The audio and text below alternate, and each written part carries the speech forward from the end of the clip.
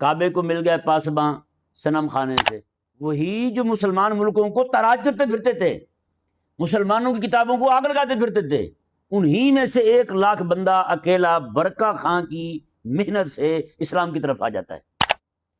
ایران اور عراق پر حکومت کرنے والے منگول بادشاہ جو ہیں، غازان خان، یہ اسلام کی طرف آئے جناب۔ اللہ فرماتا ہے اگر میرے عذاب سے بچنا چاہتے ہو تو پھر فقط صالح نہیں مسلح بنو۔ بسم اللہ الرحمن الرحیم ثم ان ربك للذین عملوا السوء بجہالة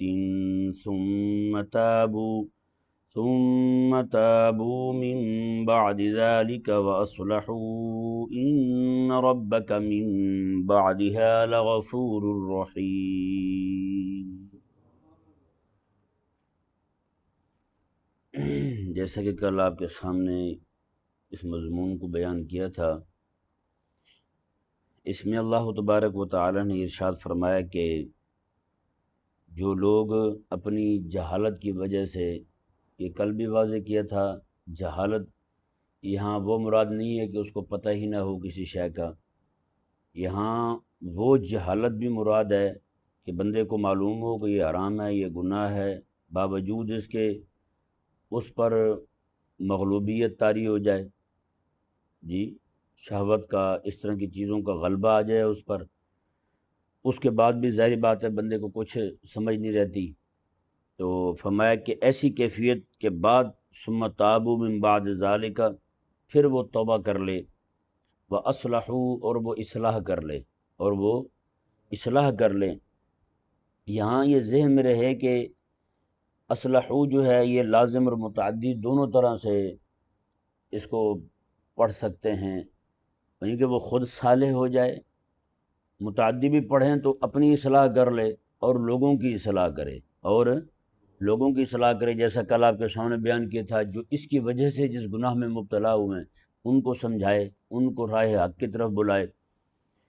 تو اس آیہ مبارکہ میں جو آپ کے سامنے ابھی مسئلہ بیان کرنا ہے وہ یہ ہے کہ وہ نئے نئے دین کی طرف آئیں، اگر اس سے مراد اہل کفر ہوں، اہل شرک ہوں، وہ دین متین کی طرف آئے ہیں، تو ان کو یہ حکم دیا جا رہا ہے وہ توبہ کرنے کے بعد اپنی تو اصلاح کریں ہی کریں، لوگوں کی بھی اصلاح کریں، یعنی خاطر خواہ علم پڑھ لیں، علم حاصل کرنے کے بعد وہ لوگوں کی بھی اصلاح کریں۔ وجہ اس کی یہ ہے کہ جو بندہ اس طرح نیا نیا دین متین کی طرف آتا ہے نا، وہ کفر کی گرمی کو، شرک کی تپش کو برداشت کر کے آیا ہوتا ہے، اس کو سہ کے آیا ہوتا ہے۔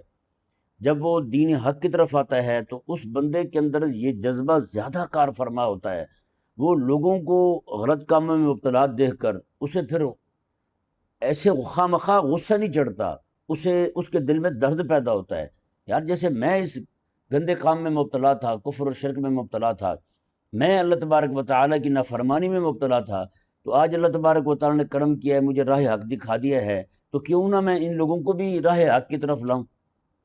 سمجھایا نہیں سمجھایا؟ یہ ایک ہوتا ہے ایسے ہی غصہ کرنا، خواہ مخواہ لڑائی ڈال دینا، مقصود یہاں اس کو حق کی طرف لانا نہیں ہوتا، مقصود جو ہے جیسے کئی لوگوں کو آپ دیکھتے ہیں وہ خود نماز پڑھ لیں گے نا، نماز نہ پڑھنے والوں پر خواہ مخواہ غصہ کریں گے، ایک ہوتا ہے ایسے ہی غصہ کرنا، ایک ہوتا ہے ہمدردی جتانا ان کو، اور دل کا درد جو ہے وہ ان کے سامنے ظاہر کرنا، ان کو اس راہ کی طرف لے کے آنا، وہ یہ کہے کہ یار میں نے جس خالق اور مالک کی بارگاہ میں سر جھکایا ہے ان لوگوں کو بھی تو میں لے کے جاؤں وہاں، جی یا اس بندے کی دعوت دینے کا انداز اور ہوگا، نہیں سمجھ آیا؟ اس بندے کی دعوت دینے کا انداز اور ہوگا، چاہے گا یہ بھی کہ یہ اللہ تبارک و تعالیٰ کی طرف، اللہ تعالیٰ کی بارگاہ کی طرف رجوع کرنے والے بن جائیں۔ اب یہی مضمون جو ہے اللہ تبارک و تعالیٰ نے 2 جگہ اور بیان فرمایا ہے، ایک تو یہ سورہ آل عمران ہے، صفحہ نمبر 56 دیکھیں اس کا،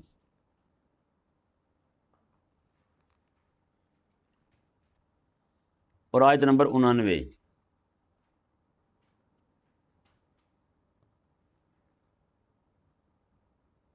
یہاں بھی اللہ تبارک و تعالیٰ نے یہی مضمون بیان کیا،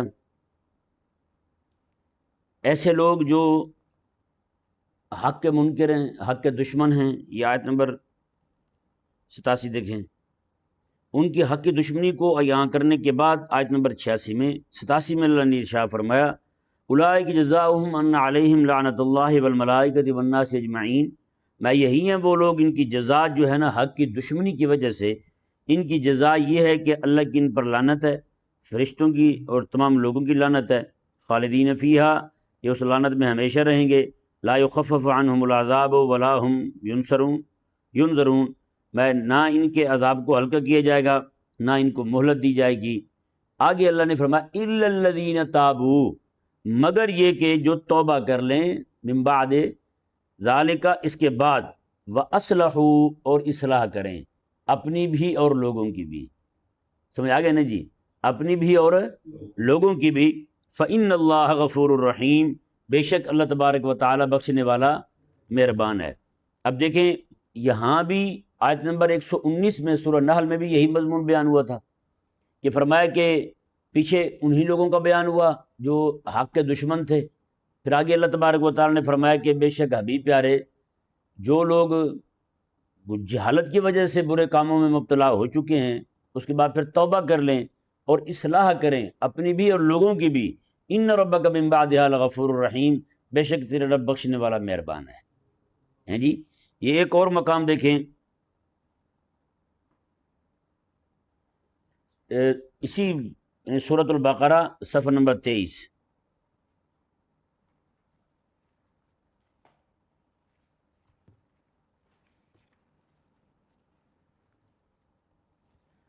یہ وہی مضمون ہے بالکل جو آیت نمبر 119 سورۃ النحل میں بیان ہوا ہے، اور آیت نمبر 99 سورہ آل عمران میں بیان ہوا ہے، لیکن اس میں ایک لفظ کا مزید اضافہ ہے، ایک لفظ کا مزید اضافہ ہے۔ جو چیز میں آپ کے سامنے رکھنا چاہ رہا ہوں آج کے اس درس میں، اللہ تبارک و تعالی نے ارشاد فرمایا کہ وَأَصْلَحُوا تک فرمایا دو مقام پہ، سورہ نحل میں اور سورہ آل عمران میں۔ یہاں دیکھیں اللہ تبارک و تعالی نے ارشاد فرمایا، بالکل وہی مضمون ہے یہاں بھی، ان الذین یکتمون ما انزلنا من البینات والہدی من بعد ما بیناہ للناس فی الکتاب، میں بے شک وہ لوگ جو ہم نے نازل کیا ہے روشن دلائل کو اور ہدایت کو، یہ لوگ اس کو چھپاتے ہیں، من بعد ما بیناہ للناس فی الکتاب، بعد اس کے کہ ہم نے بیان کر دیا ہے کتاب میں، اولئک یلعنہم اللہ ویلعنہم اللاعنون، میں یہی ہیں وہ لوگ ان پر اللہ کی بھی لعنت ہے اور جو لعنت کر سکتا ہے اس کی بھی لعنت ان پر ہے، یعنی جو کوئی لعنت کسی پر بھی کر رہا ہے نا، اس کا حصہ اس میں ضرور ہوگا جو حق کو چھپا رہا ہے۔ اب دیکھیں اللہ تعالیٰ نے فرمایا کہ الا الذین تابوا، مگر یہ کہ جو لوگ توبہ کر لیں، جو لوگ توبہ کر لیں، واصلحوا، اور اصلاح کریں اپنی بھی اور لوگوں کی بھی، یعنی خود صالح بن جائیں اور لوگوں کی بھی اصلاح کریں۔ اللہ تعالیٰ نے فرمایا اگلے لفظ دیکھیں ذرا غور کریں، وَبَيَّنُوا، اور بیان بھی کریں، اور حق کو بیان بھی کریں، حق کو واضح بھی کریں، کہ پہلے ہم باطل میں مبتلا تھے، اب اللہ تبارک و تعالیٰ نے ہمیں حق کو اپنانے کی، ماننے کی، تسلیم اور یقین کرنے کی توفیق عطا فرمائی ہے، لہٰذا حق یہ ہے جس کے ہم آج تک دشمن بنے رہے ہیں۔ سمجھ آیا جی؟ یہ وہی مضمون ہے۔ اب مزید کھل کے سامنے آ گیا کہ جو بندہ اس طرح کے کاموں کو ترک کر کے دین حق کی طرف آ جائے، اس پر لازم ہے کہ وہ خود بھی صالح بنے اور مصلح بھی بنے، اپنی بھی اصلاح کرے اور لوگوں کی بھی اصلاح کرے۔ اور یہ بھی ذہن میں رہے کہ یہ آ جائیں اسی آیہ مبارکہ پر، جو صفحہ نمبر 254 پر،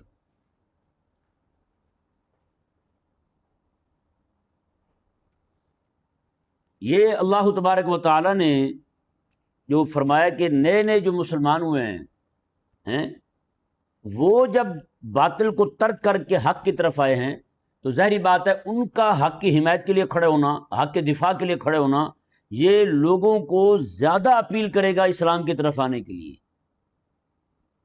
جی ایسا نہیں ہے کہ وہ اسلام سیکھیں نہیں اور ایسے شروع کر دیں، نہ، وہ اسلام سیکھیں، ان کا حق کو قبول کرنا، ان کا حق کی حمایت میں کھڑے ہونا لوگوں کو زیادہ اپیل کرے گا، لوگوں کے دل زیادہ کھینچیں گے اسلام کی طرف۔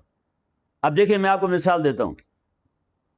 حضرت سیدنا عمر رضی اللہ تعالیٰ عنہ، میرے آقا صلی اللہ علیہ وآلہ وسلم نے رات کو دعا کی اللہ تعالیٰ کی بارگاہ میں کعبہ مشرفہ کے پاس کھڑے ہو کر، اللہم اعز الاسلام بعمر، یا اللہ عمر کے ذریعے اسلام کو بلندی عطا فرما، اسلام کو غلبہ عطا فرما. جی یہاں ایسی بات بالکل نہیں ہے کہ نعوذ باللہ صحابہ کرام علیہ مردوان جو پہلے سے موجود تھے وہ کہ معاذ اللہ دین متین کا کام نہیں کر رہے تھے، وہ نعوذ باللہ کوئی سستی والا معاملہ تھا ان میں، ایسا بالکل نہیں ہے. کام کر رہے تھے سارے، لیکن چونکہ ایک وہ بندہ جو ہی آقا علیہ الصلوۃ والسلام کو شہید کرنے کے لیے رہا ہے، یہی تھا نا. بتائیں نا اس سے بڑھ کر حق کی مخالفت کیا ہوگی کہ حضرت عمر رضی اللہ تعالیٰ عنہ گھر سے تلوار لے کے نکلتے ہیں رسول اللہ علیہ الصلوۃ والسلام کو شہید کرنے کے لیے. راستے میں ایک بندے نے پوچھ لیا کہ کہاں جا رہے ہیں؟ انہوں نے کہا جی میں اس نیت سے جا رہا ہوں. اس نے کہا پہلے اپنی بہن کا اور بہنوئی کا تو پتہ کر لے. وہاں سے سیدھے جب جاتے ہیں ان کے پاس اپنی بہن کے گھر، اندر سے جناب قرآن پاک پڑھنے کی آوازیں آ رہی ہیں. جب انہیں پتہ چلا کہ عمر ہیں، انہوں نے جلدی جلدی جو بھی جس چیز پہ لکھا ہوا تھا وہ چھپا دیا. حضرت عمر رضی اللہ تعالیٰ عنہ گئے، جا کے ان کو مارنا شروع کر دیا. اتنا مارا، آگے بہن بھی تو عمر کی تھی. انہوں نے کہا ٹھیک ہے جتنا زور لگتا ہے لگا لو تم. جب تھک ہار کے بیٹھ گئے کہا کہ چھوڑتے ہو تم؟ انہوں نے کہا یہ جان جا سکتی ہے، قرآن نہیں چھوڑ سکتا. یہ جان جا سکتی ہے، صاحب قرآن کا دامن نہیں چھوڑ سکتا. اللہ اکبر کبیرہ. حضرت عمر رضی اللہ تعالیٰ نے فرمایا پھر مجھے بھی سنا دو، کیا ہے مجھے بھی سنا دو. حضرت سیدنا عمر رضی اللہ تعالیٰ عنہ کی بہن نے کہا پہلے آپ ذرا نہا دھو لو، قرآن پڑھنے کے لائق تو کم از کم اپنے جسم کو بنا لو. ہیں حضرت عمر رضی اللہ تعالیٰ عنہ جناب وضو کیا، طہارت کی، حاصل کی، بیٹھ گئے سامنے. جب بہن نے قرآن پڑھا نا جی، حضرت عمر رضی اللہ تعالیٰ عنہ کا دل جو ہے وہ بالکل پسیج گیا جی قرآن پاک سن کے. وہی جو تلوار لے کے رسول اللہ علیہ السلام کی طرف بڑھ رہے تھے، اب وہ تلوار ہاتھ میں ہے، آقا علیہ السلام کی بارگاہ میں آتے ہیں. حضرت امیر حمزہ دور سے دیکھ لیتے ہیں، کہتے ہیں یا رسول اللہ عمر آج اچھے ارادے سے نہیں آ رہا. پھر آقا علیہ السلام نے حضرت امیر حمزہ ساتھ ہی آگے کہہ دیتے ہیں یا رسول اللہ آج اگر یہ کسی اور ارادے سے آ رہا نا، اسی کی تلوار سے اس کی گردن اتاروں گا آج میں. میرے آقا علیہ السلام نے فرمایا چچا تو میں نے دعا کی ہے، میری دعا لے کے آ رہی ہے، ہاں یہ میری دعا کے سائے میں آ رہا ہے. تو حضرت عمر رضی اللہ تعالیٰ عنہ جو ہیں اب بتائیں ادھر اسلام قبول کرتے ہیں اور ساتھ ہی کہتے ہیں یا رسول اللہ صلی اللہ علیہ وسلم ہمارا اسلام سچا، ہمارا قرآن سچا، ہمارا خدا سچا، تو ہم یہ چھپ چھپا کے نمازیں کیوں؟ آج ہم کعبے کے سن میں کھڑے ہو کے نماز پڑھیں گے. بتائیں 39 لوگ پہلے ہیں، 40 میں حضرت عمر رضی اللہ تعالیٰ عنہ ہیں. سب کو جناب میرے آقا علیہ السلام جہاں تشریف فرما تھے وہاں سے صحابہ کرام علیہ مردوان کو ایک قطار اس طرف بنائی، ایک قطار اس طرف بنائی. ایک طرف حضرت امیر حمزہ ہیں، ان کے ہاتھ میں ننگی تلوار ہے، دوسری طرف حضرت عمر ہیں، ان کے ہاتھ میں ننگی تلوار ہے. یوں جناب مطاف میں داخل ہوتے ہیں اور حضرت عمر بآواز بلند کہہ رہے ہیں میں کسی نے اپنے بچے مروانے ہیں تو آ جائے، عمر آج کعبے میں مطاف میں کھڑے ہو کے نماز پڑھے گا اللہ تبارک و تعالیٰ کے پاس. خاموش، کسی کو ہمت نہیں پڑی سامنے آنے کی، ایک بندہ بھی آگے نہیں بڑھا.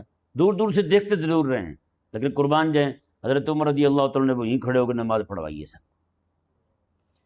تو یہ ایک اور جگہ اللہ تعالیٰ نے ارشاد فرمایا. یہاں اصل میں معاملہ پتہ کیا ہے، ہمارے ہاں جس چیز کی نفی کی جاتی ہے نا، ہمارے یہاں کہتے ہیں مولوی صاحب آپ نیک بن جائیں، کسی کو نہ کہیں، کسی کو، بلکہ پنجابی میں تو یہ بھی کہہ دیتے ہیں ملا تو اپنی نہ بیڑ تینوں چور نال کی تینوں ہور نال کی.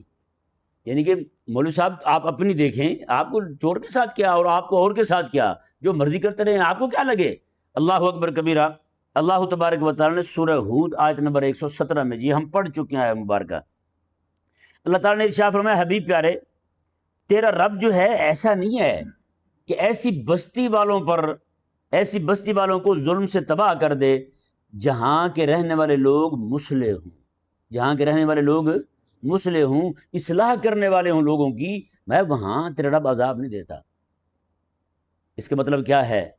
یہ آیہ مبارکہ اللہ تبارک و تعالیٰ کے قانون عذاب کو بیان کر رہی ہے کہ اللہ تبارک و تعالیٰ کا عذاب وہاں آتا ہے جہاں اصلاح کرنے والے نہ رہیں.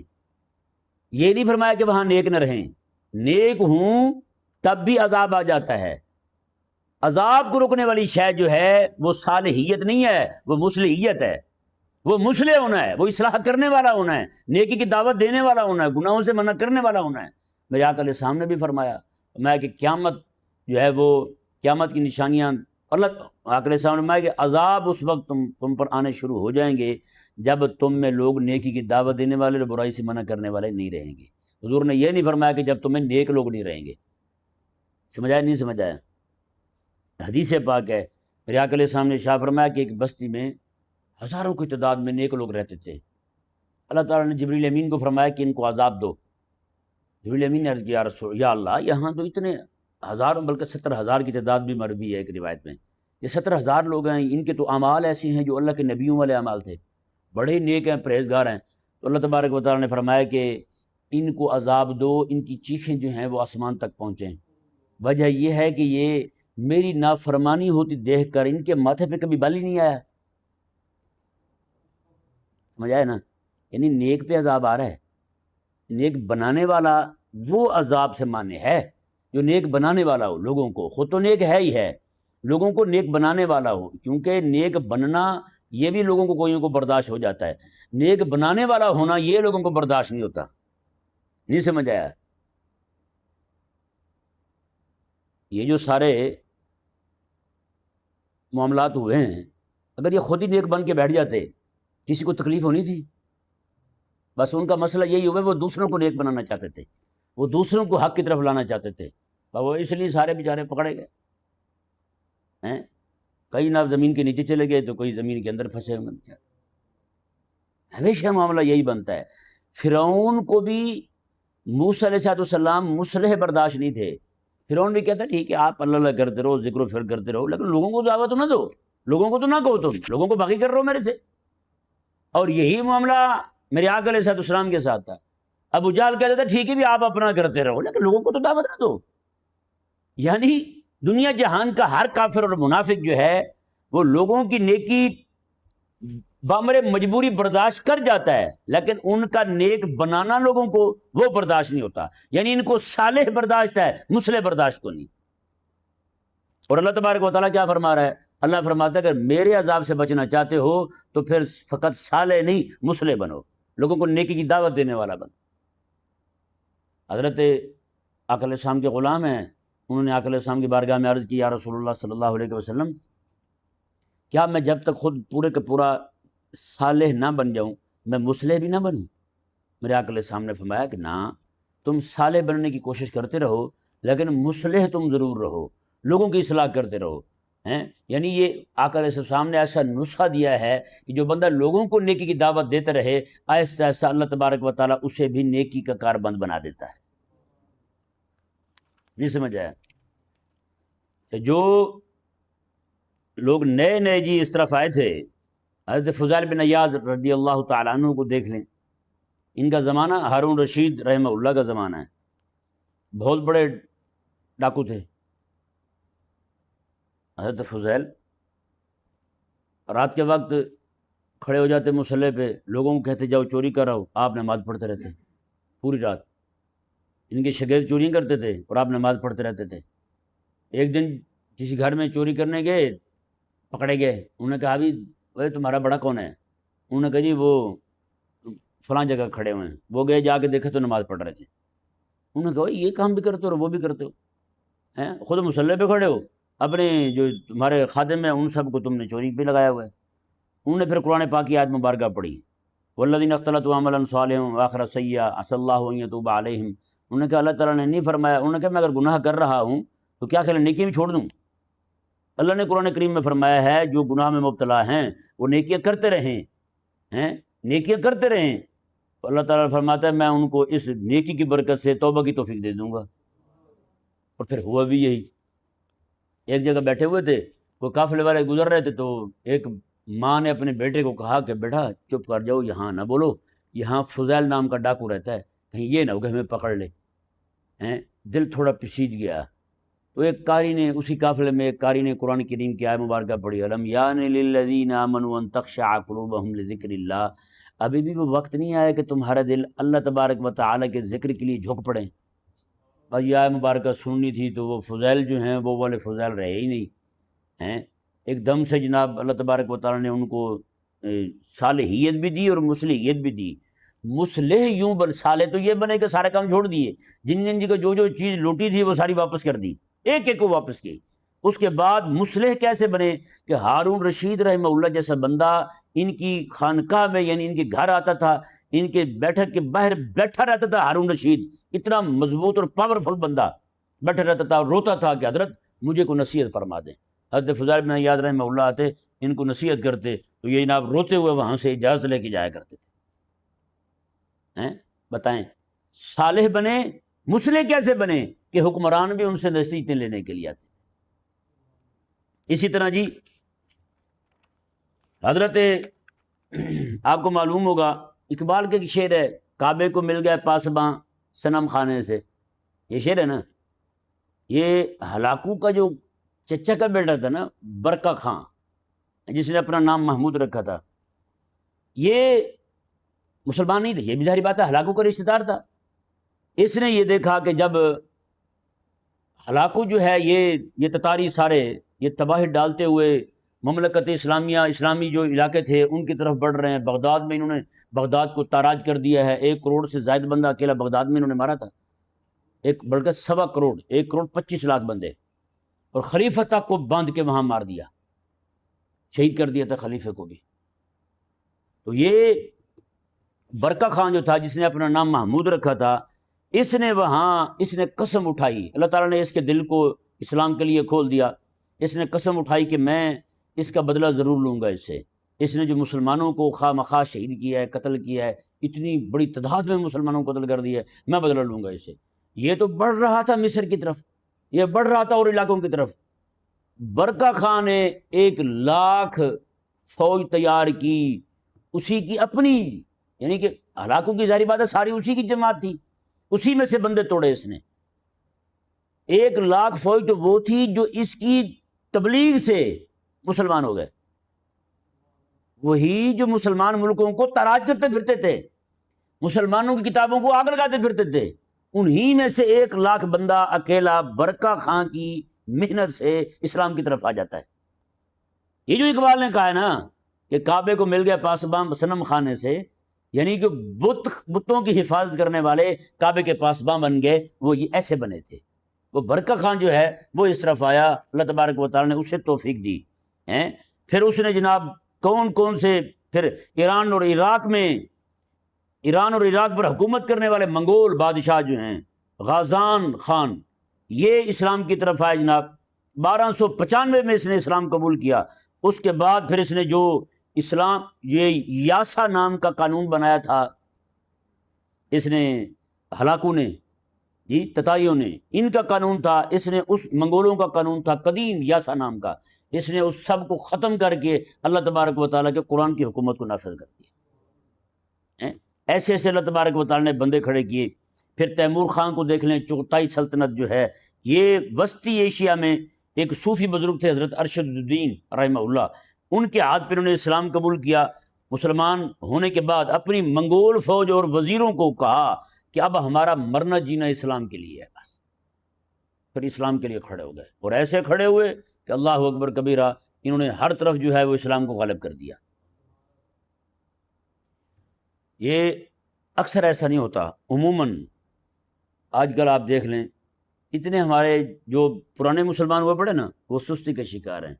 کوئی نیا بندہ اسلام کی طرف آتا ہے تو وہ کس شوق اور ذوق کے ساتھ اسلام کی دعوت دے رہا ہوتا ہے یا نہیں ایسا؟ یہ معاملہ ہے آج، پہلے نہیں تھا۔ ہم یہ نہیں کہہ سکتے کہ جناب پہلے جتنے مسلمان تھے پرانے روایتی، یعنی کہ جو نسباً مسلمان آ رہے تھے وہ سستی کا شکار تھے، وہاں اس وقت نہیں تھا، ہمارے ہاں ہے، کیونکہ ہمیں گھر میں بیٹھے ہوئے اسلام مل گیا ہے۔ ماں باپ سے اماں باپ مسلمان، دادا دادی مسلمان، پردادا پردادی مسلمان، لہٰذا اسلام کی قدر ہی کوئی نہیں۔ یہ قدر اس کو آتی ہے جو بندہ کفر کو، شرک کو چھوڑ کر کے اسلام کی طرف آئے، پھر وہ جس آگ کے دہتے شعلوں کو دیکھ کے آیا ہوتا ہے، اس کی کوشش ہوتی ہے کہ میں لوگوں کو بھی بچا لوں۔ سمجھ آئے نہیں سمجھ آئے؟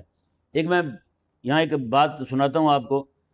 ایک بندہ تھا، وہ نیا نیا مسلمان ہوا تھا، وہ جو نماز پڑھے مصلی پہ کھڑا ہو تو اتنا وقت گزر جائے نماز پڑھتے پڑھتے، باقی جو مسلمان تھے بیچارے پرانے والے، وہ اس کو باتیں کریں، یار یہ کیا کرتے ہو آپ، اتنی اتنی نماز پڑھتے رہتے ہو؟